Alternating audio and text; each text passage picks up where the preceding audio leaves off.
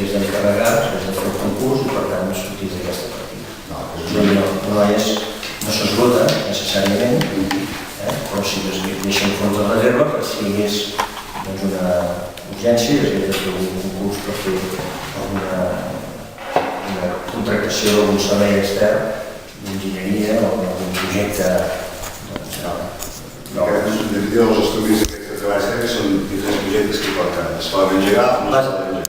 Exacte. Bàsicament és la partida corresponent al servei d'urbanisme i al servei d'assessorament de tots els projectes d'avaluació energètica de l'Ajuntament. És una part de reserva, si es hagués de fer algun projecte que en aquest moment no està previst. Per una vegada, la importància.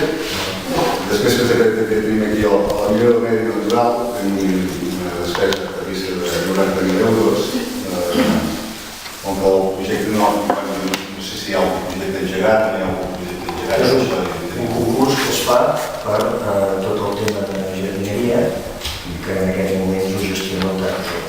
És la partida corresponent que es paga pels serveis prestats al territori. Després la seta també, atencions domèstiques i assistencials. Això és el que és tall de ignorància, també igual que aquests 25.000 euros és de les despeses que hi ha previstes de generar per ajudar a la gent del municipi o és una altra cosa. Aquesta partida i una altra que també està en temes educatius surten totes les necessitats socioeducatives, en aquest cas tot el tema d'emergències energètiques, necessitats socioeducatives, si alguna família no pot treballar una activitat que estigui d'aquestes necessitats, o bàsicament en temes energètics i en temes socioeducatius. Després tenim aquí el personal laboral de serveis personals. La segona pàgina, la segona poli. Són tots els treballadors que estan contractats en tot el que són serveis personals, des de l'àmbit dels treballadors socials educadors, a l'àmbit d'educació i dels serveis personals. I després aquí hi ha una cosa que això, les obres del govern i indemnitzacions de les obres del govern, 50.000 euros, el tercer punt.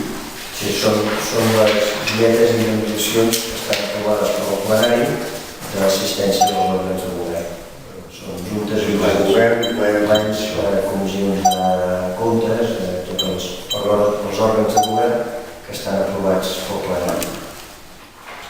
Però aquesta quasi sí que podria ser bastant. És ajustada, diguéssim, a la realitat o és una previsió?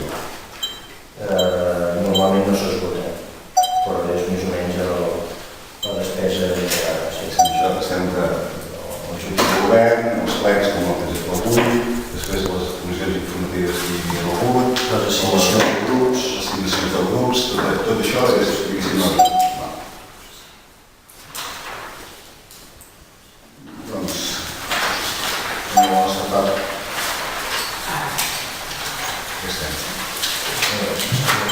Sí.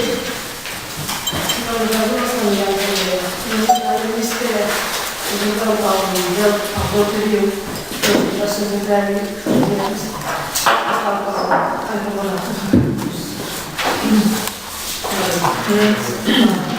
I que el deute diu de les operacions de crèdit vigents de la que està prevista el 31 de desembre del 2015, que serà de 684.639 euros en 17.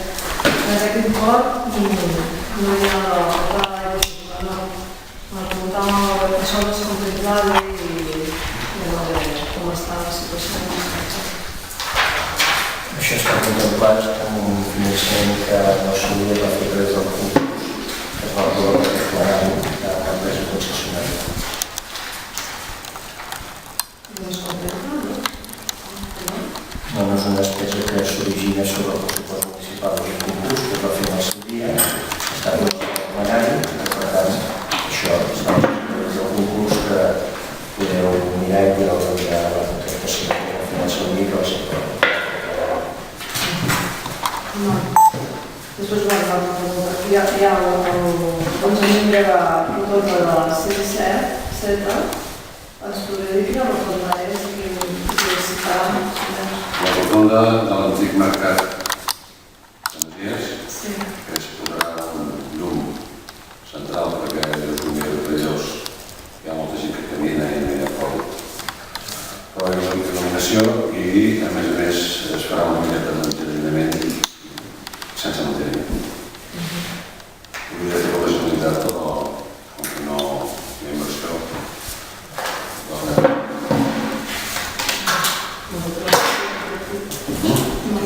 Però sortir d'aquí, doncs, sí. No és el del mercat, de l'antic mercat. L'antic mercat.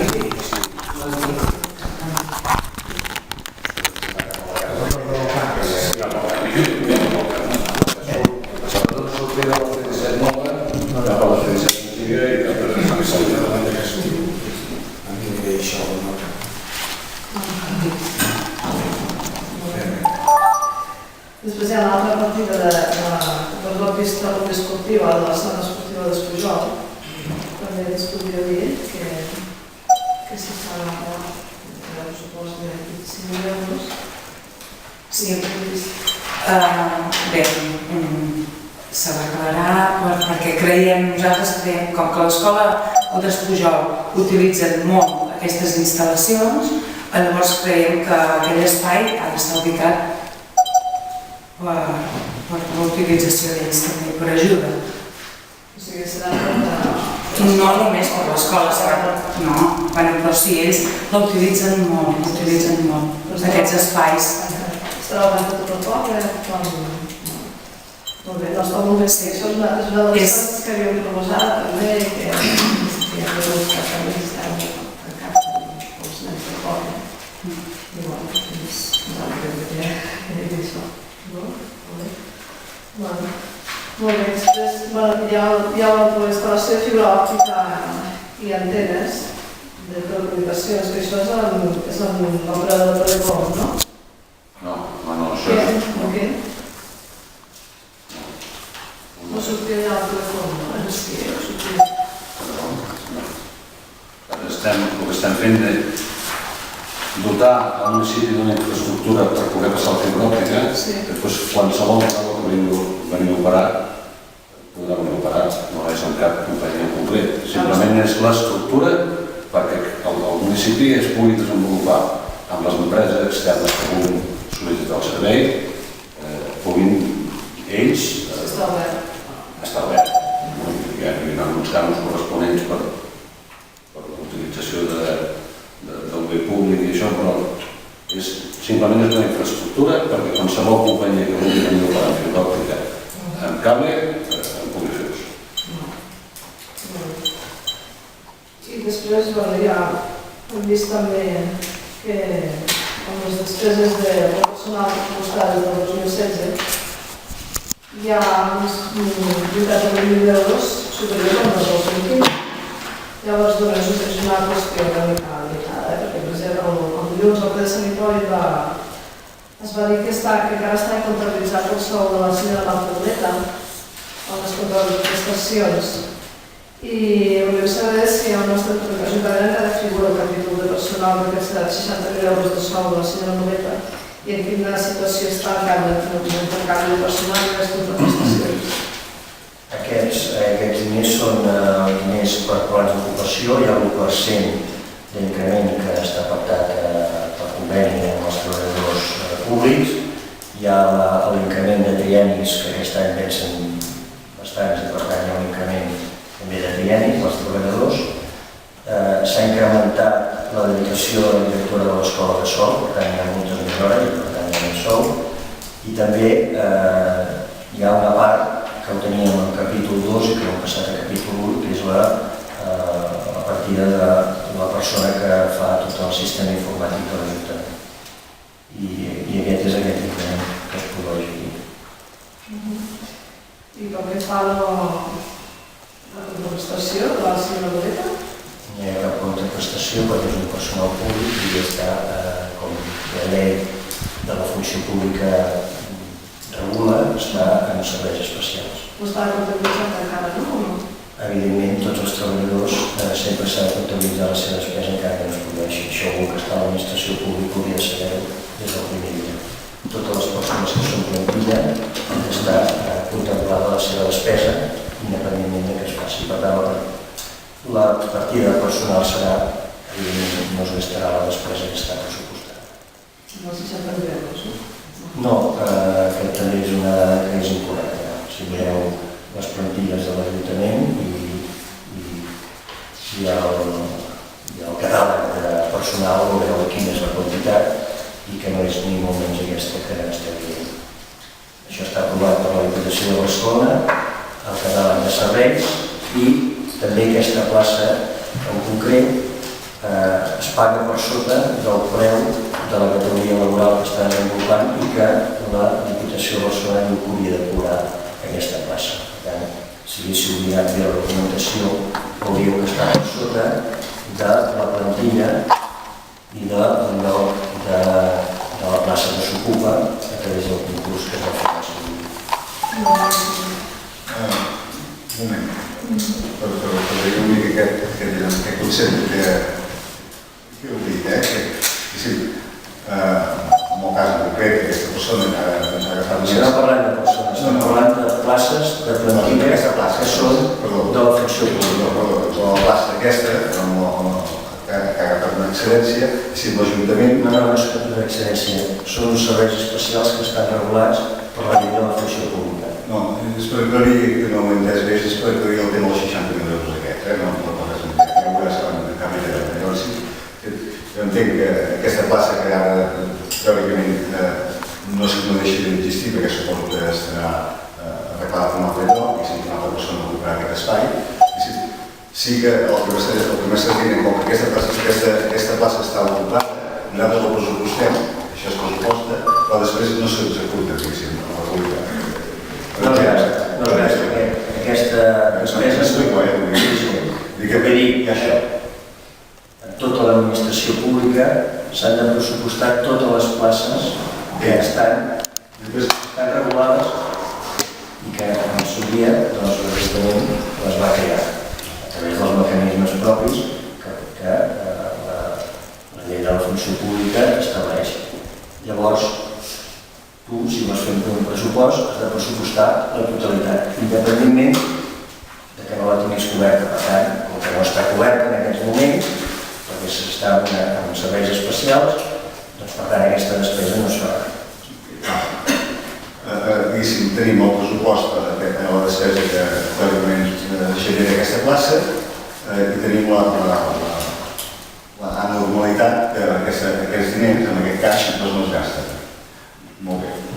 Torno a estar al principi, diguéssim, la ignorància del desconeixement dels pressupostos o de l'administració pública. Aquests diners que teòricament no es gasten, on passen al romanent. Això queda, diguéssim... Un cop es tanca l'exercici del 2016, aquests diners passen al romanent de tesoreria. Aquest romanent, després es destinen a diferents diners, suposo, no? Això ja ho determina la llei d'estabilitat pressupostària, ja determina en quins àmbits aquest romanent pot ser executat. A veure, una pregunta. Aquesta plaça, per què no s'amortitza si no és necessari? O sigui, si es pot passar sense... No, sí que és necessari. De fet, el que hem fet és que, i això ja s'haurà comunicat per escrit, s'ha cobert de forma temporal amb una persona que exerceix unes tasques de coordinació dels serveis personals, per tant, assumeix unes responsabilitats que en aquest moment està exercint de forma interina i, per altra banda, la resta ha assumit el servei de secretaria una part i l'altra part, que és la més important, els regidors l'assumeixen amb major dedicació sense que hi hagi cap contraprestació econòmica i, per tant, tenen més dedicació, moltes més hores de servei i, per tant, s'ha de dividir en cadascun dels àmbits en funció de les àrees que gestiona cada regidor. En el moment en què aquesta persona s'incorpori, aquests regidors que estan fent les tasques de caràcter tècnic tornaran a delegar a la funció tècnica i a la corresponent gestió. Un tema de gestió de serveis, és que fa molts anys que ens dediquem a la gestió pública, doncs podem gaudir de l'oportunitat de diversificar i raonar en funció de les necessitats.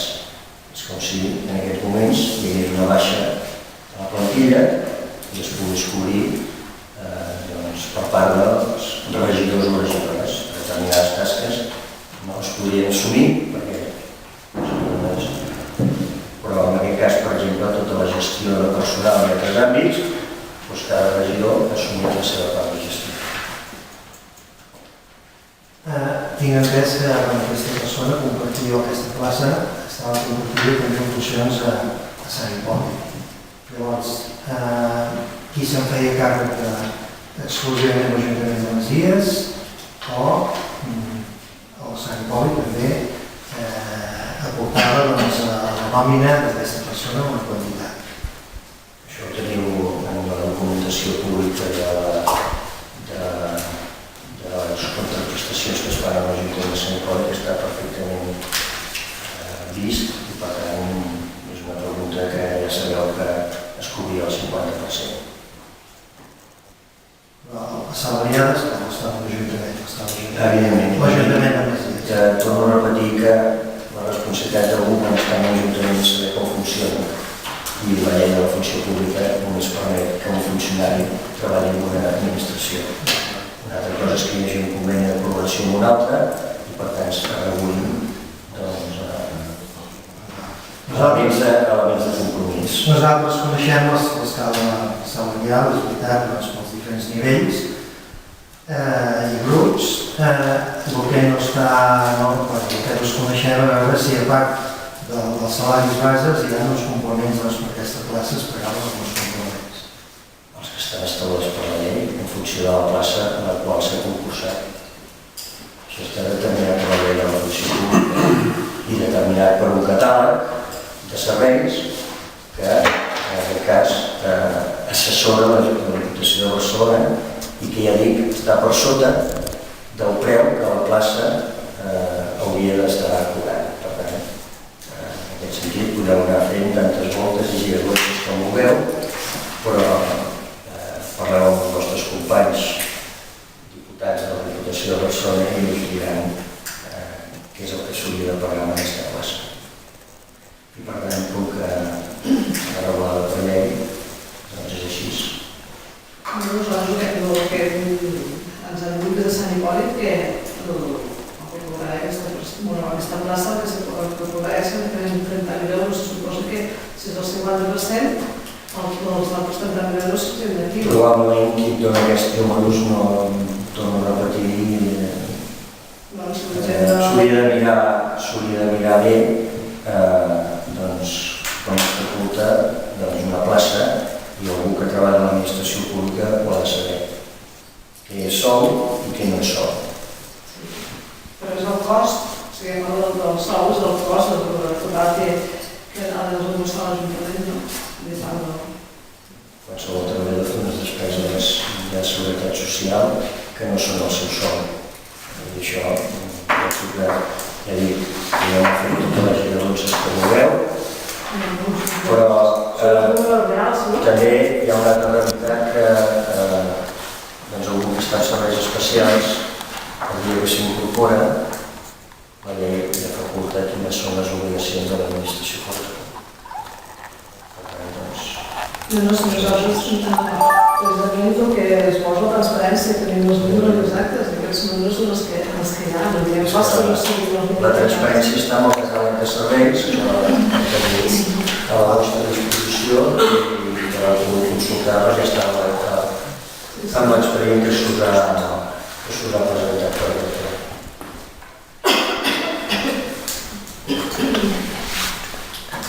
Vostès? Les votacions a favor? En contra? Abstencions?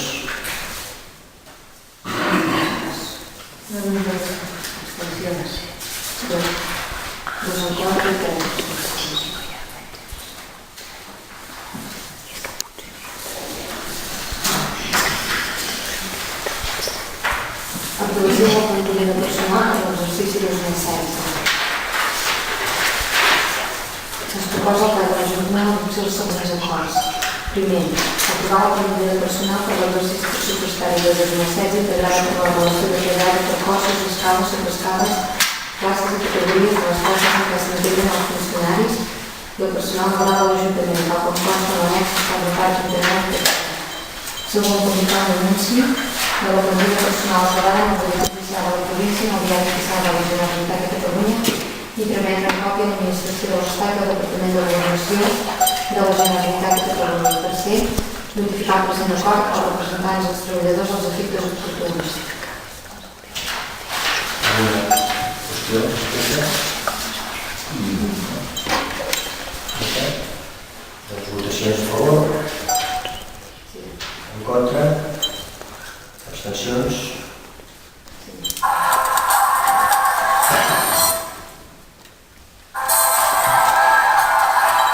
Aprovació del catàleg retributiu de la relació de llocs de treball per l'exercici 2016. Es proposa que l'Ajuntament existeixi dos acords. Primer, aprovar el catàleg retributiu de la relació de llocs de treball de l'Ajuntament de les Masies de Voltregà per l'anualitat 2016, d'acord amb l'annex que s'inclou en l'expedient i que forma part integrant d'aquest acord. Segon, publicar el catàleg retributiu de la relació de llocs de treball de l'Ajuntament de les Masies de Voltregà per l'anualitat 2016 en el Boletí Oficial de la Província i trametre en còpia a l'Administració de l'Estat i el Departament de Governació de la Generalitat de Catalunya. I tercer, notificar els representants dels treballadors als efectes oportuns. Alguna consideració al respecte?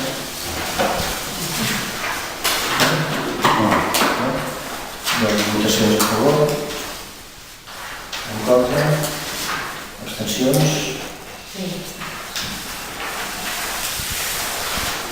Doncs així per la sessió.